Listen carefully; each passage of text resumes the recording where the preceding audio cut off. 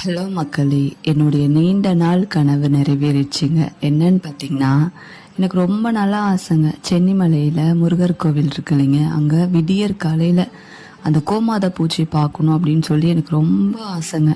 நானும் ஒரு நாளும் நினைக்கிறது போகணும் போகணும்னு. ஆனால் ஏதோ ஒன்று வந்து நம்மளை தடுத்து விட்டுரும். அதான் சொல்கிறோம் இல்லைங்க, அவர் நினச்சா மட்டும்தான் நம்ம அங்கே போய் நிற்க முடியும்.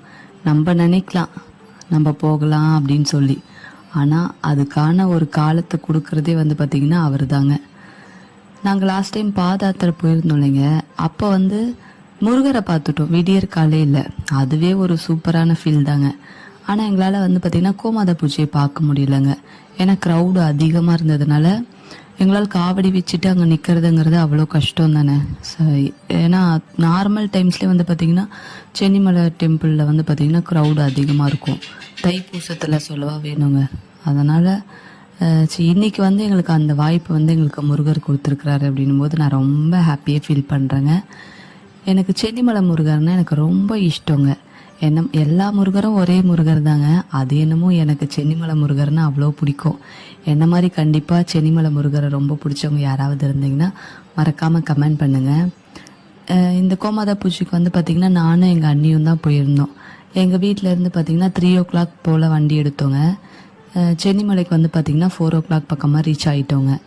அப்புறம் வந்து பார்த்திங்கன்னா விளக்கெல்லாம் போய் போட்டுட்டுங்க. அப்புறம் 4:30 பக்கமாக கோமாதா பூஜை ஸ்டார்ட் பண்ணாங்க. அப்புறம் அதுவும் நல்லா பார்த்துட்டு சூப்பராக இருந்துச்சுங்க. அப்போ தான் எனக்கு அப்பாடா பார்த்துட்டோம் அப்படிங்கிற ஒரு ஃபீலே வந்ததுங்க. அதுக்கப்புறம் வந்து பார்த்திங்கன்னா டோர் ஓப்பன் பண்ணாங்க. அப்புறம் க்யூவில் போய் நின்றுட்டு முருகரையும் பார்த்துட்டோங்க. பார்த்துட்டு அப்புறம் வந்து பார்த்திங்கன்னா அந்த பிரகாரத்தெல்லாம் சுற்றிட்டு வந்தோங்க. எனக்கு ஒரே ஒரு ட்ராபேக்குங்க. என்னென்னு பார்த்தீங்கன்னா வள்ளி தெய்வானையோட நடை வந்து பார்த்திங்கன்னா சாத்தி இருக்குங்க. அது ஒன்று தான். இவ்வளோ தூரம் வந்துட்டு அம்பால போய் பார்க்க முடியலையே அப்படின்னு சொல்லி ஒரு சின்ன மனக்கவலை தான், வேற ஒன்றும் இல்லைங்க. அது மட்டும்தான். அது வந்து எதுக்குன்னு பார்த்தீங்கன்னா அது ஃபாரஸ்ட்டு, அது இல்லாமல் குரங்கு தொல்லை நிறைய இருக்கிறதுனால கூட மேபி அது க்ளோஸில் இருக்கலாங்க. அது என்னன்னு எனக்கும் சரியாக தெரியலைங்க. உங்களுக்கு யாராவது தெரிஞ்சால் மறக்காமல் கமெண்ட் பண்ணுங்கள். அந்த மலையில் வரும்போது பார்த்திங்கன்னா அவ்வளோ சூப்பராக இருந்ததுங்க அந்த கிளைமேட்டுக்கு. அதுக்கும் நாங்கள் நிறைய வாட்டி வந்திருக்கோம், மலையில் வந்து வண்டியில் வந்திருக்கோங்க. அதெல்லாம் அவ்வளோ சூப்பர், சும்மாவே நல்லா தான் இருக்கும். ஆனால் அந்த டைமுக்கு அந்த வியூ பாயிண்ட்லாம் பார்க்குறக்கு அவ்வளோ சூப்பராக இருந்ததுங்க. கண்டிப்பாக உங்களுக்கும் வாய்ப்பு கிடைச்சிதுன்னா மறக்காமல் ஒரு வாட்டியாவது வந்து அந்த விடியற் காலையில் வந்து கோமாதா பூஜையை அட்டன் பண்ணிவிட்டு முருகரை பார்த்துட்டு போங்க. சூப்பராக இருக்குங்க. அது ஒரு தனி ஃபீலுங்க.